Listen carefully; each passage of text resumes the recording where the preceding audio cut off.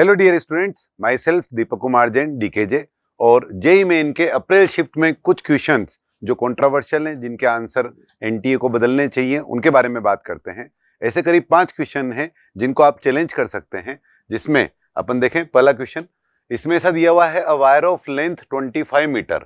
तो एक तो लेंथ दे रखी है अपने को, उसके अलावा cross sectional area 5 millimetre square दिया हुआ है। तो इसको अपन लिख सकते हैं 5 इंटू 10⁻⁻⁶। और रजिस्टिविटी दे रखी है अपने को 2 into 10⁻⁻⁶ ohm metre is bent into complete circle. तो हमसे पूछा हुआ है कि अगर ये कंप्लीट सर्कल में बेंड कर दिया अपन ने, तो हमें रेजिस्टेंस बताना है डायमेट्रिकली अपोजिट वाले पॉइंट के लिए, यानी इन वाले पॉइंट के लिए। अब इन वाले पॉइंट के लिए तो पहले तो अपन ऐसा करें, पूरे वायर का ही रेजिस्टेंस निकाल लेते हैं। तो R equal to rho L upon S है। रेजिस्टेंस कितना बनेगा इसका, 2 इंटू 10⁻⁻⁶, लेंथ हो गया 25 और एरिया जो है वो हो गया 5 इंटू 10⁻⁻⁶। तो ये इससे कैंसिल हो गया और रेजिस्टेंस की वैल्यू आ गई 10 ओम। ये पूरे वायर की आई है। अब ये जो आधा पोर्शन बनेगा ये वाला, इसका रेजिस्टेंस बनेगा R/2, यानी ये बनेगा 5 ओम। और ये वाला जो है ये वाला भी 5 ओम। अब हमें इक्विवेलेंट बताना है इन दो पॉइंट के बीच में। तो 5 और 5 पैरेलल में हो गए, तो इसका मतलब ये वाली जो वैल्यू बन जाएगी, ओवरऑल इक्विवेलेंट जो बन जाएगा वो बन जाएगा 5/2 यानी 2.5 ओम। अब देखो 2.5 ओम तो यहाँ ऑप्शन में ही नहीं है, इसलिए अपन ऐसा बोल सकते हैं कि जो आंसर है ये बोनस हो जाएगा, है ना। उन्होंने 25 दिया है जबकि ये वैल्यू आ रहा है कितना, 2.5 ओम। तो ये आप चैलेंज कर सकते हैं। पहला सवाल, इसका जो शिफ्ट था ये लिखा हुआ है यहाँ पर 3 अप्रैल का मॉर्निंग शिफ्ट वाला पेपर है। और नेक्स्ट क्वेश्चन जो है वो है 3 अप्रैल का अगेन मॉर्निंग शिफ्ट वाला पेपर। इसमें क्या है, in the figure shown below a resistance of 150.4 ohm is connected in series to an ammeter a of resistance 240 ohm. तो इसका रेजिस्टेंस दिया हुआ है 240 ओम। और a shunt resistance of 10 ohm is connected in parallel with ammeter. तो हमसे पूछा है reading of the ammeter, ammeter की रीडिंग बतानी है। तो पहले तो इन दोनों का पैरेलल निकाल लेते हैं अपन। तो इन दोनों का पैरेलल कितना हो जाएगा, R1 R2 upon R1 plus R2। तो यहां से 5 से डिवाइड कर दें इसको अपन एक बार और। तो 5 से डिवाइड कर देते हैं, या फिर ऐसा कर सकते हैं इसको अपन कि मल्टीप्लाई कर दें इसको अपन 4 से। तो नीचे वाली टर्म बन जाएगी 100 और ऊपर वाली टर्म बन जाएगी 960। तो इसका मतलब ये बन गया 9.6 ओम। अब ये है पूरा मिलाकर 9.6 और ये 150.4। तो टोटल मिलाकर जो रेजिस्टेंस बना वो बन गया 150.4 और 9.6, यानी इनको ऐड करें तो कितना बन जाएगा टोटल मिलाकर, ये 160 ओम। रेजिस्टेंस टोटल तो बढ़िया बन गया डिजिट वाइज। तो यहां से करंट की बात करें अगर अपन आई, तो करंट जो बना अपने पास वो बन गया 20/160 यानी 1/8 एम्पियर। अभी जो करंट बना है 1/8 एम्पियर, इसको अगर अपन मिली एमीटर में लिखना चाहें तो 1000 से मल्टीप्लाई कर देते हैं, तो ये मिली एमीटर के फॉर्म में आ जाएगा, मिली एम्पियर के फॉर्म में। तो ये बन जाएगा 125 मिली एम्पियर। अब क्या है कि इन्होंने आंसर 125 मिली एम्पियर दे दिया। अब 125 मिली एम्पियर दे दिया, लेकिन वो 125 मिली एम्पियर तो यहां से जा रहा है, जबकि उन्होंने पूछा है अमीटर का।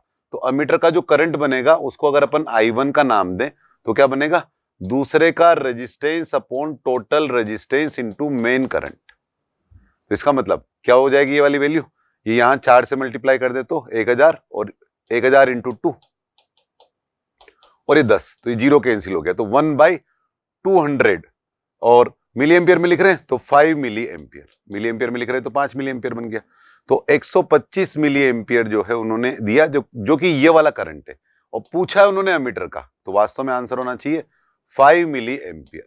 तो इसको भी अगर आपने आंसर 5 लिखा है तो बोनस, सॉरी 5 लिखा है अगर आपने, तो इसको आप चैलेंज कर सकते हैं, है ना। Next is 4 April morning shift का पेपर है।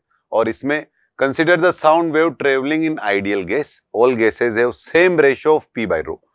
तो कैलकुलेशन आसान बनाने के लिए उन्होंने P/ρ का रेशियो सेम कर दिया। अब हमसे पूछा है ratio of the speed of the sound. तो साउंड की स्पीड का फॉर्मूला क्या होता है, √of γ/T upon molecular weight. तो यहां से अब जो है द रेशियो ऑफ द, ये तो टेम्परेचर के टर्म में है, हमें P/ρ के टर्म में दे रखा है, तो गामा P/ρ। तो P/ρ तो सेम दिया हुआ है, तो सिर्फ गामा वाली टर्म बची रह गई। तो हमें तो सिर्फ गामा में इंटरेस्ट रह गया। अब गामा का फॉर्मूला क्या बनेगा, 1 + 2/f। 1 + 2/f में अगर अपन बात करें हीलियम के लिए, तो हीलियम मोनोएटॉमिक गैस है। तो हीलियम के लिए अगर अपन गामा की बात करें, गामा ऑफ हीलियम, तो क्या लिख सकते हैं उसके लिए, 1 + 2/3 यानी कितना, 5/3। फिर अगर अपन बात करें CH4 का तो ये कितना हो जाएगा 1 प्लस पॉलीएटॉमिक हो गया CH4 एक तरह से, तो 1 प्लस 2/6 यानी 4/3। और अगर बात करें अपन CO2 की तो CO2 जो है वो क्या है, वो लीनियर स्ट्रक्चर है CO2 का, है ना।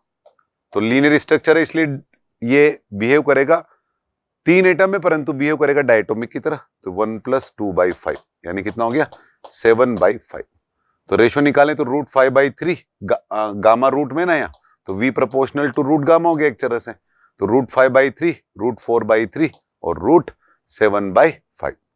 तो यहां से इसी करस्पॉन्डिंग जो आंसर है वो आंसर हो गया 1। तो इसमें भी आप जो है वो चैलेंज कर सकते हैं। और इसके बाद नेक्स्ट क्वेश्चन जो है वो है a particle of charge 1.6 microcoulomb.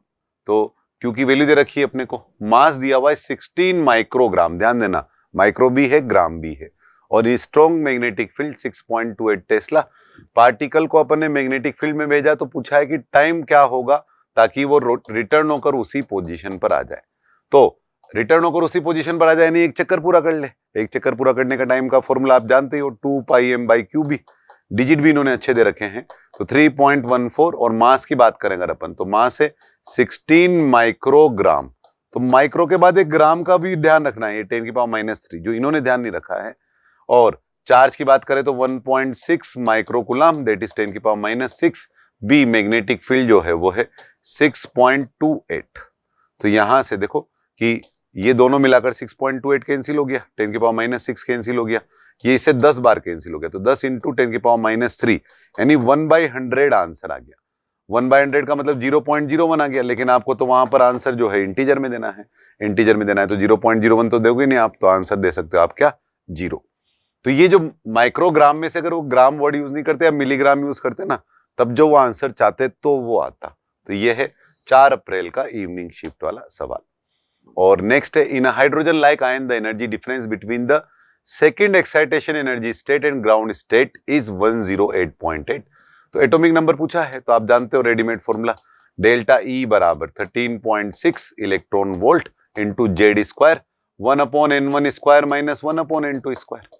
तो यहां पर डेल्टा E की जो वैल्यू दे रखी है अपने को वो है 108.8 इलेक्ट्रॉन वोल्ट, और 13.6 इलेक्ट्रॉन वोल्ट ही हो गया। Z² के अलावा एक्स्ट्रा टर्म Z² को इधर लिख देता हूं।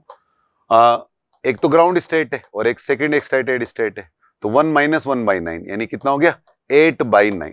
तो 13.6 × 8 इलेक्ट्रॉन वोल्ट तो कैंसिल हो गया बाय 9, और ये है 108.8 और ये है Z²।